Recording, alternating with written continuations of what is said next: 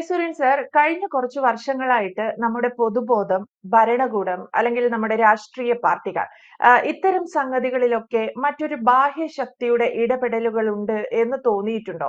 അല്ലെങ്കിൽ അത്തരത്തിലുള്ള ചില തീരുമാനങ്ങൾ, ചില നിലപാടുകളൊക്കെയാണ് നമ്മുടെ സംസ്ഥാനത്ത് ഇംപ്ലിമെന്റ് ചെയ്യാൻ ആരൊക്കെയോ ശ്രമിക്കുന്നത് എന്നൊരു തോന്നലുണ്ടോ? തീർച്ചയായിട്ടും ഈ തോന്നൽ ഇന്ത്യൻ സാഹചര്യത്തിലും കേരളത്തിന്റെ സാഹചര്യത്തിൽ പ്രത്യേകിച്ചും വളരെയേറെ ശക്തമാണ്. ഇത് ബ്രിട്ടീഷ് കാലഘട്ടത്തിലും അതിനു മുമ്പുള്ള വൈദേശിക അടിമത്തത്തിന്റെ കാലഘട്ടത്തിലും ഇന്ത്യയിൽ പടർന്നു പിടിച്ച ഒരു മാനസിക അടിമത്തമാണ്. ഇപ്പോ ചില ഉദാഹരണങ്ങൾ ഞാൻ പറയാം. ഏഷ്യയിലെ ഏറ്റവും വലിയ സാരി ഷോറൂം എന്നൊരു പരസ്യം കണ്ടാൽ നമുക്കൊന്നും തോന്നുകയില്ല. പക്ഷെ എനിക്ക് തോന്നി. ഞാനൊരു സാരി ഷോപ്പ് ഉടമസ്ഥനോട് ചോദിച്ചു, ഏഷ്യക്ക് പുറത്ത് ഇതിലും വലിയ സാരി ഷോറൂം ഉണ്ടോ? യൂറോപ്പിലോ അമേരിക്കയിലോ ആസ്ട്രേലിയയിലോ ആഫ്രിക്കയിലോ? അപ്പോഴാണ് അയാൾ ചിന്തിക്കുന്നത്, ശരിയാണല്ലോ, ഏഷ്യക്ക് പുറത്ത് ആരും സാരി ഉടുക്കുന്നില്ല, അവിടെ സാരി ഷോറൂമും ഇല്ല, പിന്നെ എന്തിനാണ് ഈ ഏഷ്യയിലെ ഏറ്റവും വലിയ നയിക്കുന്നത്? അപ്പൊ ഞാൻ ചോദിച്ചു, ഇന്ത്യക്ക് പുറത്ത് ഇതിലും വലിയ സാരി ഷോറൂം ഉണ്ടോ? ഇന്ത്യക്ക് പുറത്ത് സാരി ഉടുക്കുന്നത് ഇപ്പൊ ചൈനക്കാർ സാരി, ജപ്പാൻകാർ സാരിയാണോ ഉടുക്കുന്നത്, മംഗോളിയക്കാർ സാരിയാണോ ഉടുക്കുന്നത്? ഇങ്ങനെ ഞാൻ ചോദിച്ചു. ഏഷ്യൻ അതുപോലെ തന്നെ നമ്മുടെ ഗൾഫ് കൺട്രീസ് സാരിയാണോ ഉടുക്കുന്നത്? അപ്പൊ അയാൾ പറഞ്ഞു, ഓ അങ്ങനെയാണല്ലോ, ശരിയാണല്ലോ, അങ്ങനെ ഇല്ലല്ലോ. അപ്പൊ ഞാൻ ചോദിച്ചു, ഇന്ത്യയിലെ ഏറ്റവും വലിയ സാരി ഷോറൂം നിങ്ങളുടേതല്ലാതെ വേറെ ആരുടെയെങ്കിലും ഉണ്ടോ? ഞാൻ ഇന്ത്യ മുഴുവൻ യാത്ര ചെയ്യുമ്പോൾ ശ്രദ്ധിക്കാറുണ്ട്, പക്ഷെ ഇതിലും വലിയ സാരി ഷോറൂം വേറെ എവിടെയല്ലോ? അപ്പൊ അയാൾ ചിന്തിച്ചിട്ട് പറഞ്ഞു, അത് അത് ഞാൻ ചിന്തിച്ചിട്ടില്ല, അങ്ങനെ ഇല്ലല്ലേ. ഏതായാലും 2 മാസം കഴിഞ്ഞ് അയാളുടെ പുതിയ പരസ്യം വന്നു. അതിൽ അയാൾ പറഞ്ഞിരിക്കുന്നത് ലോകത്തെ ഏറ്റവും വലിയ സാരി ഷോറൂം. പക്ഷെ ഇങ്ങനെ പറയാൻ പാടില്ല എന്നുള്ള ഒരു പൊതുബോധം നമ്മളുടെ തലച്ചോറിൽ അടിച്ചേൽപ്പിച്ചിരിക്കുകയാണ്. ഇപ്പൊ ക്ഷേത്രങ്ങളെ കുറിച്ച് പറയുമ്പോൾ ഏഷ്യയിലെ ഏറ്റവും വലിയ ക്ഷേത്രം, അല്ലെങ്കിൽ ഏഷ്യയിലെ ഏറ്റവും ഉയരം കൂടിയ ക്ഷേത്രം, എന്റെ ചെറുപ്പത്തിലൊക്കെ ഞാൻ പാഠപുസ്തകത്തിൽ പോലും പഠിച്ചത് ഏഷ്യയിലെ ഏറ്റവും വലിയ ക്ഷേത്ര ഇടനാഴി രാമേശ്വര ഇടനാഴി എന്നാണ്. അപ്പോ അത് നമ്മളത് പഠിച്ചു, പരീക്ഷയ്ക്ക് എഴുതി മാർക്കും കിട്ടി. പക്ഷെ പിന്നീടാണ് ഞാൻ ചിന്തിച്ചത്, ഏഷ്യക്ക് പുറത്ത് യൂറോപ്പിലോ അമേരിക്കയിലോ ആഫ്രിക്കയിലോ ആസ്ട്രേലിയയിലോ എവിടെയെങ്കിലും ഇതിലും വലിയ ക്ഷേത്രവും ക്ഷേത്ര ഇടനാഴിയും ഉണ്ടോ? ഇല്ല. അപ്പൊ ഇത് ലോകത്തെ ഏറ്റവും വലിയ ക്ഷേത്ര ഇടനാഴിയാണ്.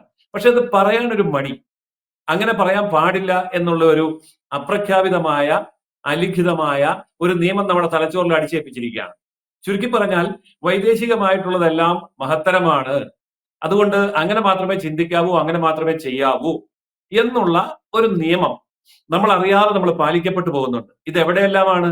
ഇത് വസ്ത്രധാരണത്തിലുണ്ട്, ഇത് ഭക്ഷണത്തിലുണ്ട്, ആചാരമര്യാദകളിലുണ്ട്, എല്ലാ കാര്യങ്ങളിലും ഈ പറയുന്ന വൈദേശിക ആധിപത്യം നമ്മൾ സ്വീകരിച്ചിട്ടുണ്ട്, അന്ധമായിട്ട് അത് അനുകരിക്കുന്നുമുണ്ട്.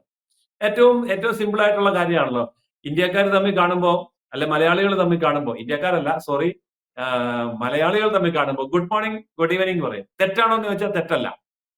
എന്നാൽ ഭാരതത്തിന് അല്ലെങ്കിൽ കേരളത്തിന് സ്വന്തമായിട്ടൊരു അഭിവാദ്യ ശൈലി ഉണ്ടല്ലോ, അതെന്തുകൊണ്ടാണ് ഇല്ലാതെ പോകുന്നത്? ഇപ്പൊ വടക്കേ ഇന്ത്യയിൽ പോവുകയാണെങ്കിൽ അവര് റാം റാം എന്ന് പറയും. അപ്പൊ അതിനകത്ത് മതമൊന്നും ആരും ചിന്തിക്കുന്നില്ല. ഇവിടെ റാം റാം എന്ന് പറയണമെന്ന് ഞാൻ പറയുന്നില്ല, പക്ഷെ നമസ്കാരം, നമസ്തേ എന്ന് മലയാളത്തിൽ എന്താ പറയാത്തത്? എന്തുകൊണ്ടാണ് ഗുഡ് മോർണിംഗും ഗുഡ് ഈവനിങ്ങും വരുന്നത്? ഇത്രയുമൊക്കെ സംസാരിക്കുമ്പോഴേക്കും നമ്മളെ തല്ലിക്കൊല്ലും. നമ്മള് തീവ്രവാദിയാണ്, വർഗീയവാദിയാണ്, പിന്തിരിപ്പനാണ്, വിവരമില്ലാത്തവനാണ് എന്ന് പറഞ്ഞ് ആക്രമിക്കാൻ വരും. പക്ഷേ ഇപ്പോൾ വന്ന് വന്ന് മറ്റു പല കാര്യങ്ങളിലേക്കും വരുമ്പോൾ ഈ ആക്രമണം ഇല്ല, പ്രതികരണമില്ല. ഒരു ഉദാഹരണം, 30 കൊല്ലം മുമ്പ് കേരളത്തിൽ ഒരു മുസ്ലിം സ്ത്രീയും പർദ്ദ ഇട്ടിട്ടില്ല. ഒരു മുസ്ലിം സ്ത്രീ 30 കൊല്ലം മുമ്പ് പർദ്ദ ഇട്ടിട്ടില്ല, 25 കൊല്ലം മുമ്പ് പർദ്ദ ഇട്ടിട്ടില്ല. പക്ഷെ ഇപ്പൊ പർദ്ദ ഇടാതെ ഒരു സ്ത്രീക്ക് നടക്കാൻ വയ്യ. ഒരു മുസ്ലിം സ്ത്രീ തന്നെ എന്നോട് പറഞ്ഞതാണ്, പേടിച്ചിട്ടാണ് സാറേ, ഇഷ്ടം ഉണ്ടായിട്ടല്ല, ഇതിനകത്ത് കയറി പുഴുങ്ങി വിഷമിച്ച് വേർത്ത് ഒലിച്ചാ നടക്കുന്നത്. ഈ വീട്ടിൽ ചെന്ന് ഊരിക്കളയുമ്പോഴാണ് സത്യത്തിൽ ഒരു ആശ്വാസം കിട്ടുന്നത്. പക്ഷെ പുറത്ത് പറയത്തില്ല സാറേ, പുറത്ത് പറഞ്ഞാൽ നമ്മളെ തല്ലിക്കൊല്ലും എന്ന് പറഞ്ഞ ഒരു മുസ്ലിം സ്ത്രീ എന്നോട് പറഞ്ഞതാണ്. അപ്പോ എന്തൊക്കെയോ അടിച്ചേൽപ്പിക്കുകയാണ്. അതുപോലെ തന്നെ ഭക്ഷണം. ഇപ്പൊ നമുക്ക് ഒരു യാത്ര ചെയ്യുമ്പോൾ, കേരളത്തിലുടനീളം യാത്ര ചെയ്യുമ്പോൾ കേരളീയമായ ഭക്ഷണം കിട്ടുന്ന ഒരു ഹോട്ടലിൽ കയറണം എന്ന് വെച്ചാൽ ഹോട്ടലുകളുടെ എണ്ണം വളരെ കുറവാണ്, തീരെ കുറവാണ്. മലബാറിലാണെങ്കിൽ പറയാനുമില്ല. അല്പമെങ്കിലും ഉള്ളത് തൃശ്ശൂർ മുതൽ തിരുവനന്തപുരം വരെയാണ്. തൃശ്ശൂർ മുതൽ കാസർഗോഡ് വരെ പോവുകയാണെങ്കിൽ അറേബ്യൻ ഫുഡുകൾ മാത്രമാണ് അവൈലബിൾ ആയിട്ടുള്ളത്. അപ്പൊ നമുക്കത് ഇഷ്ടമുണ്ടോ ഇല്ല എന്നുള്ളതല്ല, അല്ലാതെ വേറൊന്നും കിട്ടാനില്ല എന്നൊരവസ്ഥ വരികയാണ്. അപ്പോ ഈ പൊതുബോധ മണ്ഡലത്തിലേക്ക് ഇതുപോലെയുള്ള കാര്യങ്ങൾ അടിച്ചേൽപ്പിക്കുന്നതിന് സർക്കാരും ഒത്തു നിൽക്കുന്നു എന്നുള്ളതാണ്, സർക്കാർ അനുകൂലിക്കുന്നു എന്നുള്ളതാണ്.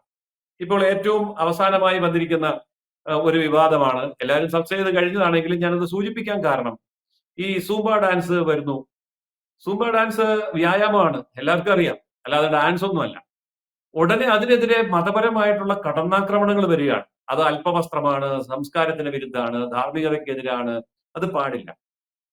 ഞാൻ പറയുന്നു സർക്കാർ ഇത് പിൻവലിച്ചുകൊണ്ട് ഓടും. സംസ്ഥാന സർക്കാർ സൂംബ ഡാൻസ് എടുത്തുകൊണ്ട് ഓടേണ്ടി വരും. കാരണം പറഞ്ഞിരിക്കുന്നത് ഇവിടുത്തെ ന്യൂനപക്ഷ സമുദായങ്ങളാണ്, അവരുടെ നേതാക്കളാണ്. പക്ഷെ ന്യൂനപക്ഷത്തിൽ 10%, ഇപ്പൊ ഈ മുസ്ലിമിലെ 10% ആൾക്കാർക്ക് പോലും ഈ തീവ്രവാദം ഒന്നും ഇഷ്ടമില്ല.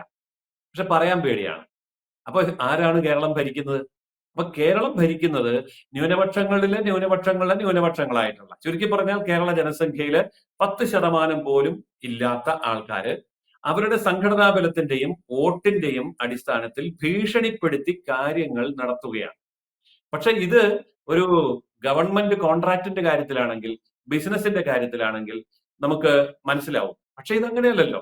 ഇത് കൊച്ചു കുട്ടികൾ പഠിക്കുന്ന സ്കൂൾ മുതൽ സാംസ്കാരികമായി, ധാർമ്മികമായി ഈ രാജ്യത്തിന്റെ സത്വത്തെ നശിപ്പിക്കാൻ വേണ്ടിയുള്ള ഒരു ഗൂഢാലോചനയാണ് എന്നാണ് എനിക്ക് ആ കാര്യത്തിൽ തോന്നിയിട്ടുള്ളത്.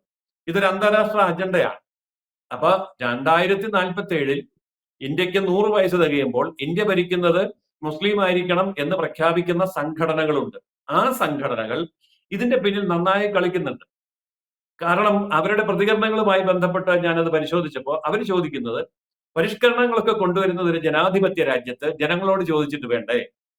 അതായത് ഒരു സ്കൂളില് അല്ലെങ്കിൽ ഒരു കോളേജില് സൂംബ ഡാൻസ് കൊണ്ടുവരികയാണെങ്കിൽ അവിടെ PTA വിളിച്ചു കൂട്ടി അവരോട് ചോദിക്കണ്ടേ, രക്ഷകർത്താക്കളോട് ചോദിക്കണ്ടേ, കുട്ടികളുടെ സംഘടനകളോട് ചോദിക്കണ്ടേ, അധ്യാപകരോട് ചോദിക്കണ്ടേ, മാനേജരോട് ചോദിക്കണ്ടേ, മാനേജ്മെന്റിനോട് ചോദിക്കണ്ടേ? കേട്ടാ തോന്നും നല്ല കാര്യമല്ലേ പറയുന്നത്, ജനാധിപത്യമല്ലേ എന്ന്.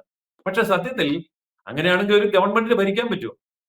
ഒരു പ്രദേശത്ത് ഒരു സ്കൂളിൽ ഒരു കുട്ടിയെങ്കിലും ഇതിനെ എതിർത്താൽ, ഒരു രക്ഷകർത്താവെങ്കിലും ഇതിനെ എതിർത്താൽ, ജനാധിപത്യപരമായ അവകാശങ്ങൾ ധ്വംസിക്കുന്നു എന്ന് പറഞ്ഞ് ബഹളം കൂട്ടില്ലേ?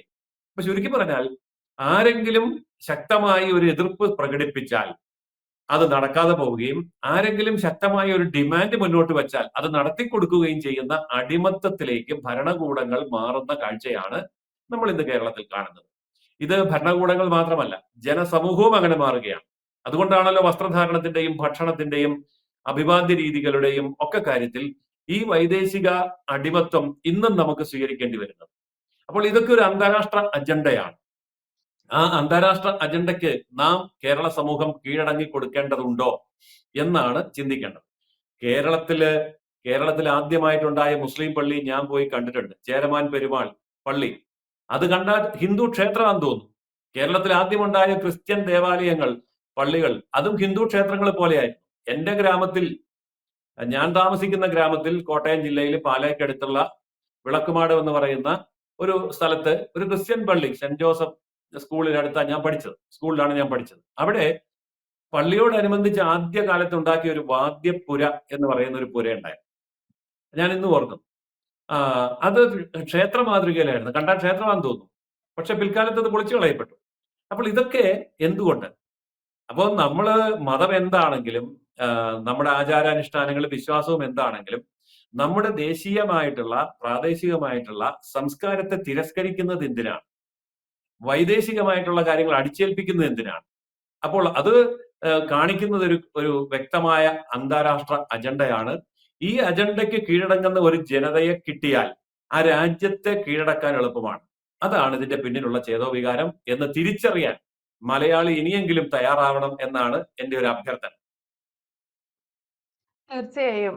ഇത്തരത്തിൽ ഒരു ബാഹ്യ ഇടപെടൽ നമ്മുടെ സംസ്ഥാന സർക്കാരിനുമേൽ, ഭരണകൂടങ്ങൾക്കുമേൽ ഉണ്ടാവുന്നു എന്നുള്ളതാണ്. അത് നമ്മുടെ പൊതുബോധത്തെ കൂടി ബാധിക്കുന്നിടത്താണ് പ്രശ്നങ്ങൾ ഉണ്ടാവുന്നത്. ജയസൂര്യൻ സാർ സൂചിപ്പിച്ചതുപോലെ ഇത്തരത്തിലുള്ള ആളുകൾ സൂംബ വിഷയത്തിൽ ഉൾപ്പെടെ അവർ പറഞ്ഞത് പഠിച്ചിട്ട് ചെയ്യാമായിരുന്നു. പെട്ടെന്ന് ഇംപ്ലിമെന്റ് ചെയ്യാതെ പഠിച്ച്, അന്വേഷിച്ച്, കൂടിയാലോചനകൾക്ക് ശേഷം ചെയ്യാമായിരുന്നു എന്നുള്ളതാണ്. അത്തരത്തിൽ പക്ഷേ മതപരമായ ചില കാര്യങ്ങളിൽ ഈ പാരമ്പര്യ ബുദ്ധിജീവികൾ എന്ന് ചമയുന്ന ആളുകൾ തീരുമാനമെടുക്കുമ്പോൾ സർക്കാരിനോടോ അല്ലെങ്കിൽ പൊതുജനങ്ങളോടോ, സാറ് നേരത്തെ ഒരു പർദ്ദയുടെ ഉദാഹരണം പറഞ്ഞതുപോലെ അത് ധരിക്കുന്ന സ്ത്രീകളോടോ കൂടിയാലോചന നടത്തിയിട്ടാണോ എന്നൊരു മറുചോദ്യം ചോദിച്ചാൽ മതത്തിന്റെ തന്നെ പേര് പറഞ്ഞ് ഇവർ കൈ കഴുകി രക്ഷപ്പെടുന്നു എന്നുള്ളതാണ്. ഇതൊക്കെയാണ് സംസ്ഥാനത്ത് നടക്കുന്നത്. അതുകൊണ്ടുകൂടിയാണ് ഒരു താലിബാൻ മോഡൽ ഭരണമാണ് സംസ്ഥാനത്തേത് എന്നും അതീവ ഖേദകരത്തോടെ നമുക്കൊക്കെ പറയേണ്ടി വരുന്നത്. വ്യക്തമാണ്. Thank you Jayasuryan sir. കൂടുതൽ വാർത്തകളും വിശേഷങ്ങളും നിങ്ങളിലേക്ക് എത്താൻ ABC മലയാളം സബ്സ്ക്രൈബ് ചെയ്യുക, ബെൽബട്ടനും അമർത്തുക.